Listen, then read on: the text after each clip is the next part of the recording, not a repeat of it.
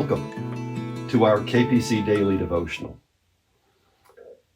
I'd like to begin today reading from the book of Exodus, chapter 34, the verses 5 through 8. Here we read, "The Lord descended in the cloud and stood with Moses there and proclaimed the name, 'The Lord.' The Lord passed before him and proclaimed, 'The Lord, a God merciful and gracious, slow to anger, and abounding in steadfast love and faithfulness, keeping steadfast love for the 1,000th generation, forgiving iniquity and transgression and sin, yet by no means clearing the guilty, but visiting the iniquity of the parents upon the children and the children's children to the 3rd and 4th generation.' And Moses quickly bowed his head toward the earth and worshiped." This week, we're looking at devotionals from my second collection, Your Inner Dog, Finding Your Place in the Human Pack. And this one is entitled, Problem Child. Gracie is our problem child. We're not sure of her breed. My wife thinks she's part miniature pinscher. I think she's black and tan Manchester Rat Terrier. But we agree that she has a neurotic tic or personality glitch. She's obsessive compulsive. She is tense all the time. For instance, Gracie has a licking fetish. Licks her bed, licks the sheets, licks your feet without let up. She's aggressive toward female dogs. She's unpredictable with strangers. She craves attention and affection, but will not be picked up. If she does get on your lap, she sits, even stands upright, licking your face and raking your chest, neck, face with her narrow, sharp claws. Gracie's too tense, too anxious to roll over on her back for tummy rubs. She yearns for individual attention, but gets the least of all our pack because she makes it so difficult to love on her. The standing, clawing, resisting rolling over are all signs of dominance insecurity. She resists submissiveness.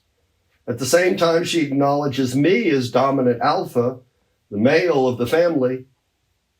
But Gracie is clearly unsure of or uncomfortable with her place in the pack, and it shows. She is very, very insecure. Now, Gracie is a rescue dog. We don't know the details, but as a tiny puppy, she was separated from her litter, was neglected, traumatized, maybe abused. As an inevitable consequence, she displays separation anxiety and trust issues and missed the basic socialization puppies get in the litter. Her aggressiveness shows she is trying to coerce attention, to compete for affection. She is dysfunctional. Human children come into the world with 4 basic preconceptions. 1, my pack is normal. This is all I know, so this must be the way everybody is. 2, all adults are rational and intentional. Whatever they do is done on purpose and for a reason. 3, all good things that happen are a reward. All bad things are punishment. And 4, somehow all that happens has something to do with me. In a more or less healthy human pack, that's pretty much how early life and training play out. In an unhealthy pack, though, all bets are off. Where there is irrational behavior, addiction or abuse, mental illness, kids still look for a rational reason that has something to do with them. Daddy's mean to mommy. It must be my fault. These human pups hunger for affection and attention, but the parents are too preoccupied with their own neediness and issues, so they have to compete for attention. Ultimately, they starve for love. They have trouble trusting. They have trouble giving and receiving love. So unpredictable parents make for guilt-ridden, needy, insecure children. And as far as they know, they're normal. Most of this dysfunction happens in the brainstem, the pack setter part of the brain we share with the dogs. It's the same thing we see in our Gracie. She needs affection, but because she cannot relax and trust, she resists affection when it's offered.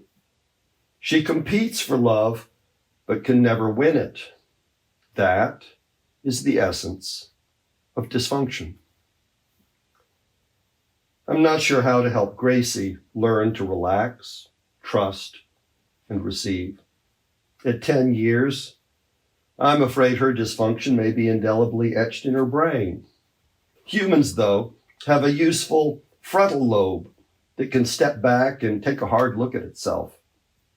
If your life is a mess filled with way too much drama, your relationships chronically unsatisfying or even destructive, then you need to examine whether you might be a victim of a dysfunctional upbringing. If you're always miserable, well, you might not be normal. And this is a wonderful discovery. It really is wonderful, because if this were normal and you're still insecure and aching all the time, then there isn't much room to make things better, is there? But if you'll find you've been damaged by dysfunction, well, that means there's a chance to become well.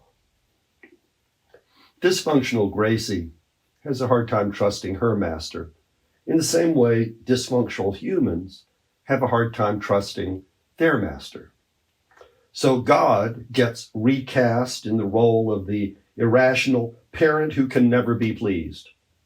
And his dysfunctional creatures either keep trying to buy his affection by being obsessively goody-goody, or turn away in angry frustration. All he can do is say, hey, trust me, relax, let go, roll over, trust me.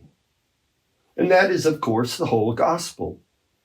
Wherever the Bible talks about belief and faith, the word really means trust.